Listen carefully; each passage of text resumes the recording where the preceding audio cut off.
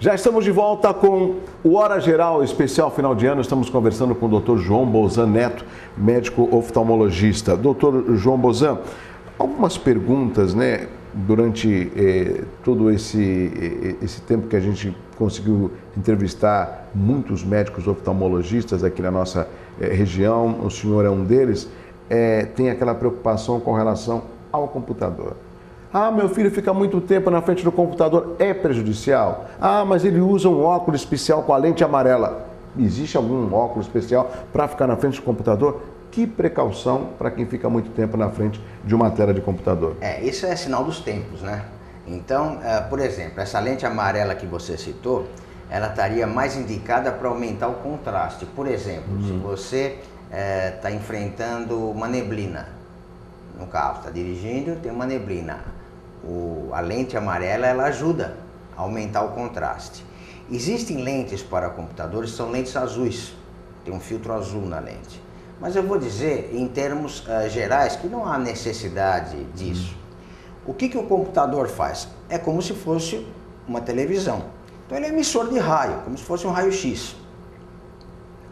Não existe nenhuma evidência ainda de que a utilização exagerada do computador possa trazer um prejuízo físico aos olhos, tipo, olha, usou muito computador e aumentou o grau, ou teve catarata, ou teve glaucoma. Isso não existe nenhuma evidência.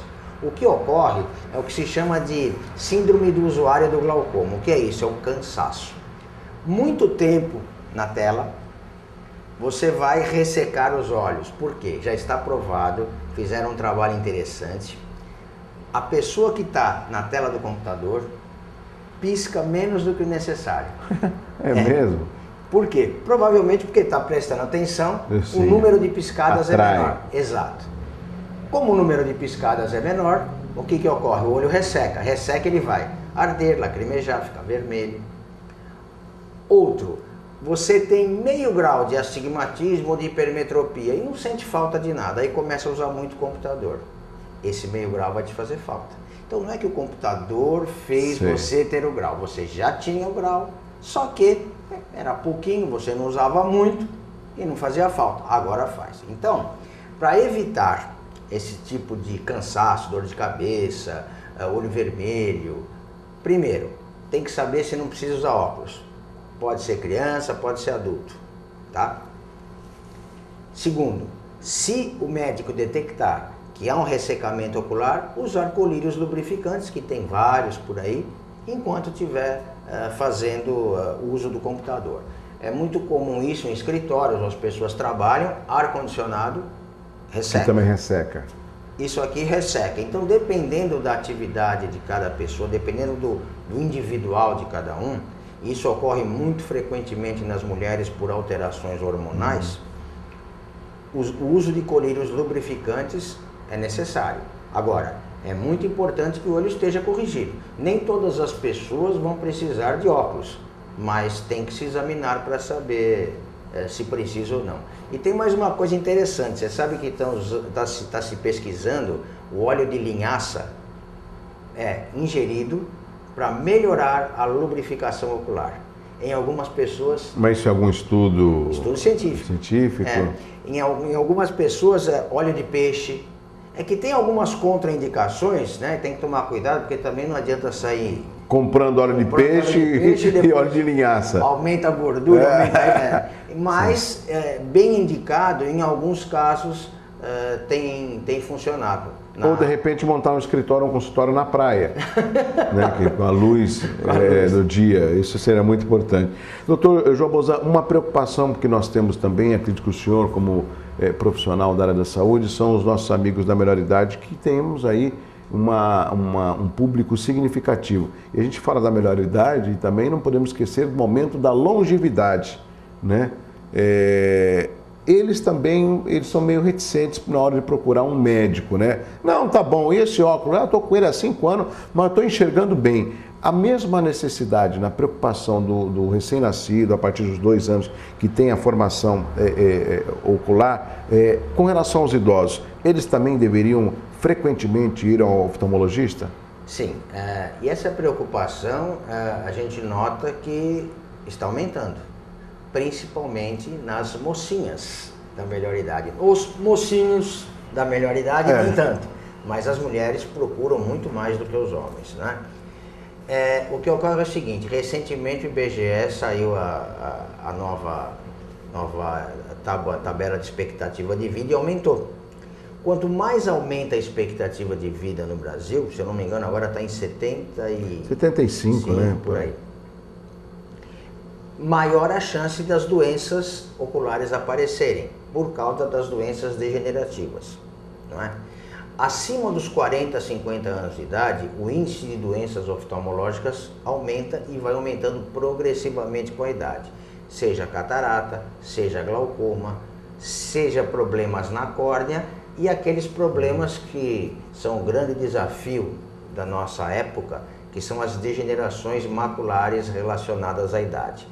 A mácula é uma parte da retina, que é o fundo do olho. Só virar aqui um pouquinho para ele poder pregar, o senhor vai explicando, aqui, por favor. A mácula, ela está na retina. A retina é uma espécie de carpete que cobre o fundo do olho. É o responsável pela visão, pela recepção da visão, das imagens. Relacionado à idade, começa a aparecer uma degeneração, um desgaste da retina.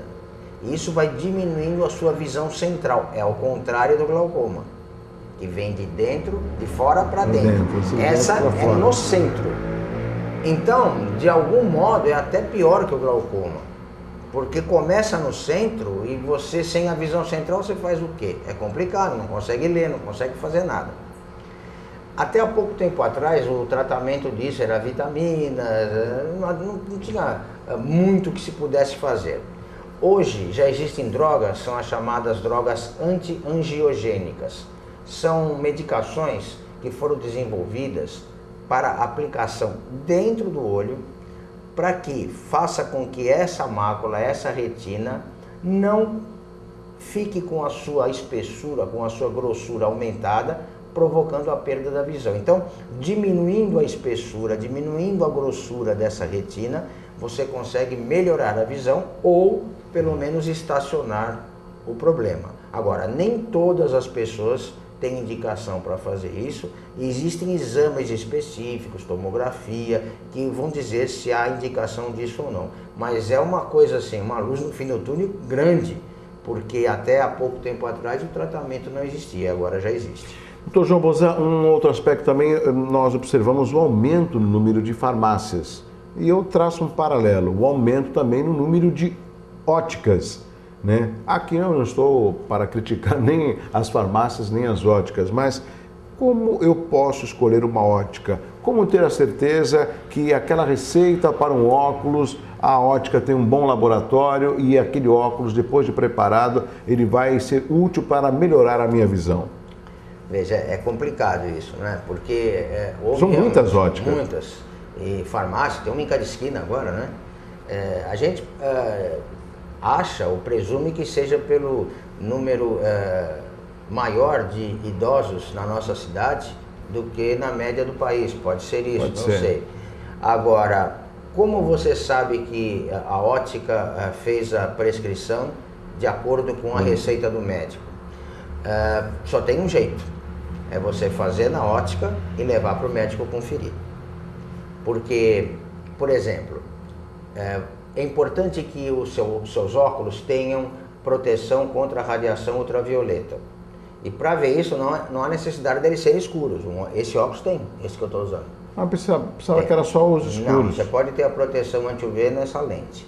Bom, existem equipamentos, a gente tem aqui, que medem em percentual quanto tem de proteção ultravioleta. Tem que ter 100%.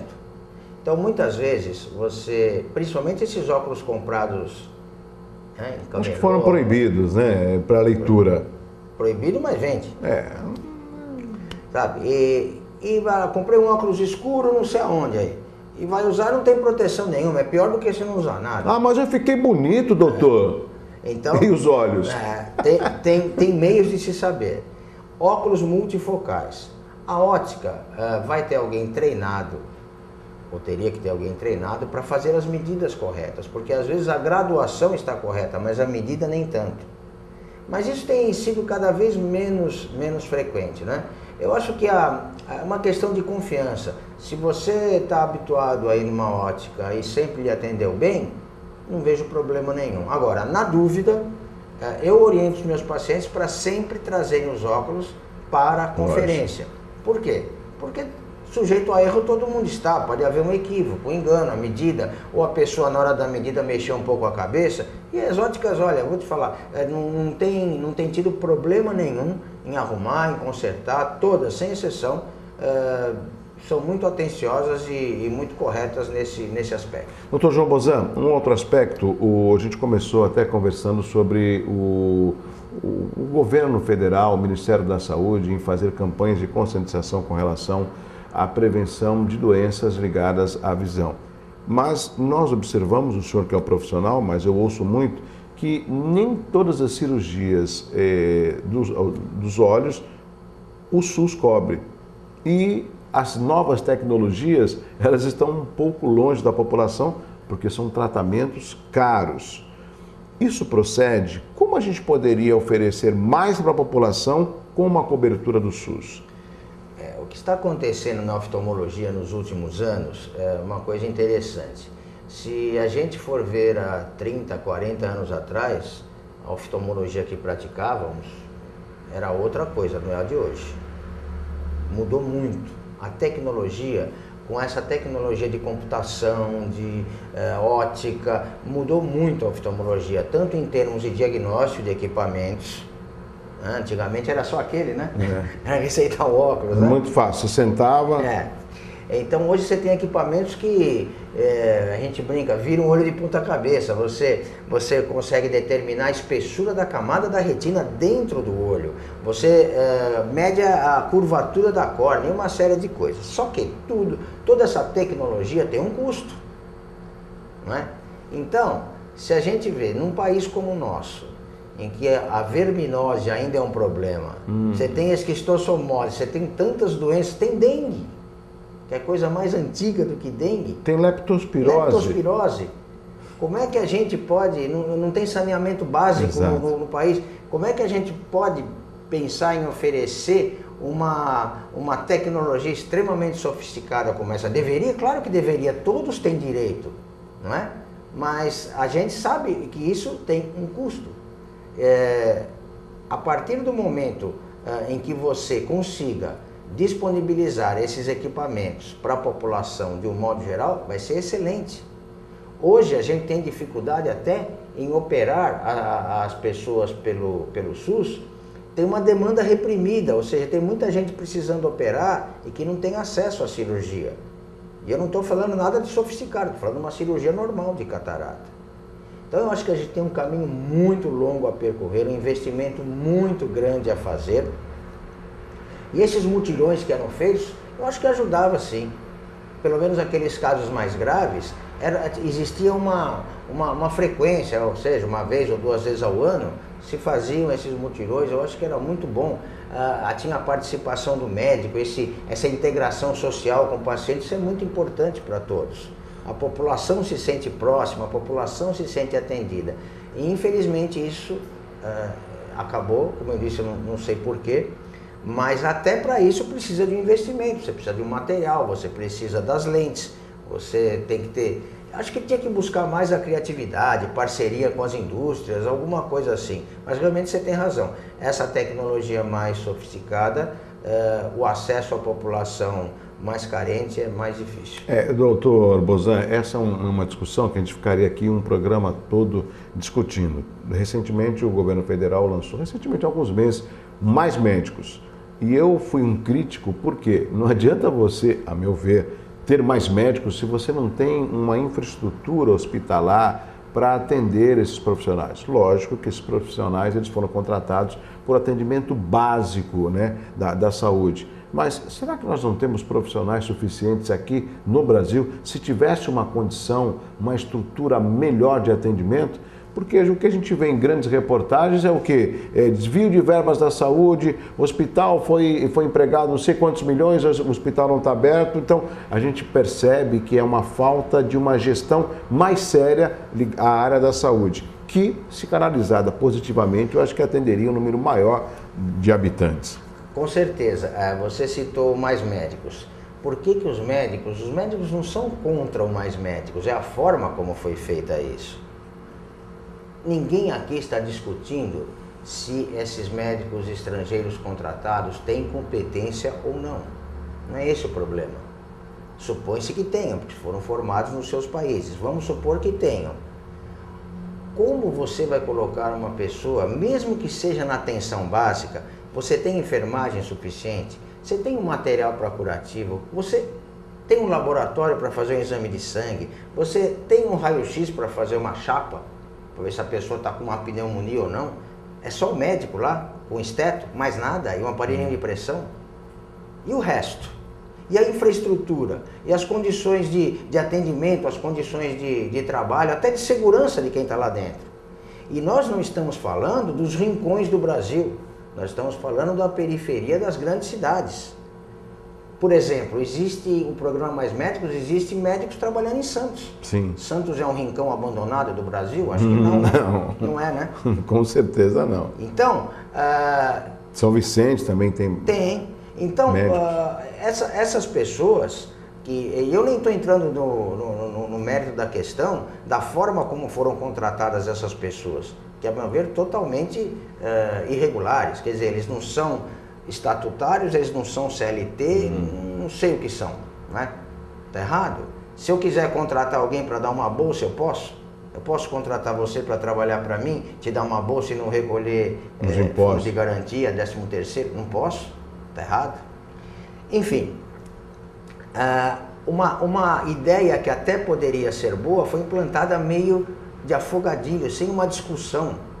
Eu acho que você tem médicos suficientes para preencher qualquer cargo, qualquer ocupação no país. Mas você tem que ter as condições mínimas. Se você vai num hospital trabalhar, onde você não tem material, onde as pessoas são internadas em macas, nos corredores, a responsabilidade é sua. É para isso que você estudou? É para isso que você vai... Ninguém está falando que vai trabalhar, ele quer dinheiro. Qualquer pessoa que trabalha tem direito à remuneração. Ninguém trabalha de graça, não é? Agora, mais importante do que isso é você ter condições de exercer dignamente a sua profissão, principalmente em se tratando de uma atividade como a médica, em que você está lidando com vidas, com seres humanos, que não podem ser tratados da forma como estão sendo tratados nos hospitais públicos do país. Essa é uma triste realidade que a gente, não sei, a gente parece que não vai conseguir ter um resultado altamente positivo. A gente está no final de um ano, as pessoas estão mais sensíveis, é uma data especial, mas a gente não pode esquecer que depois do Natal, depois do Ano Novo, a realidade continua e os desafios também continuam. A preocupação maior, quando o senhor fala de características das cidades, nós temos, por exemplo, as agentes comunitárias de saúde na cidade de Santos, que fazem um belo de um trabalho, porque elas conhecem a realidade de determinados bairros, mas muitas vezes barra na hora de fazer um encaminhamento para que a pessoa tenha uma consulta médica. Por quê? Porque demora muito tempo. As pessoas que têm plano de saúde falam, poxa, mas eu tenho plano de saúde pago, mas assim não consigo na hora, demora 15, 20 dias. Mas não é justo. E o SUS? Exatamente, não é justo esperar às vezes 6 meses, doutor. Então, eu acho interessante que os governos, normalmente o Ministério, o governo federal, através da Agência Nacional de Saúde, está muito certo de regulamentar os planos de saúde. Tem que pressionar para que atendam bem. Tem que pressionar para que atendam rápido. Agora, não pode ser usado 2 pesos e 2 medidas. Da mesma forma que se exige um comprometimento e uma qualidade do sistema privado de saúde, deveria se exigir do próprio sistema do governo, que é o sistema público de saúde, que é o SUS. Quer dizer, se você tem uma regra para o sistema privado, você tem que ter a mesma regra para o sistema público. Ou as pessoas que se utilizam do sistema público não são tão cidadãos quanto as que se utilizam do sistema privado. São. E por que para eles a medicina é diferente? Não tem sentido, concorda? Bom, se essa é a dúvida do Dr. João Bozan Neto, fico imaginando as dúvidas dos nossos telespectadores. Mas existe a forma de se cobrar políticas mais sérias na área da saúde, né? E também os nossos prefeitos, eles não podem ficar sempre na desculpa que o governo do estado não repassa o que deveria, o governo federal, a tabela SUS é muito baixo. Esse discurso nós estamos cansados de ouvir. O que tem que haver é uma mudança de fato, porque não se pode pensar em políticas de saúde onde a população não tem um mínimo de atendimento. Eu volto já aqui com Hora Geral Especial final de ano, conversando com o Dr. João Bozan Neto. É rápido.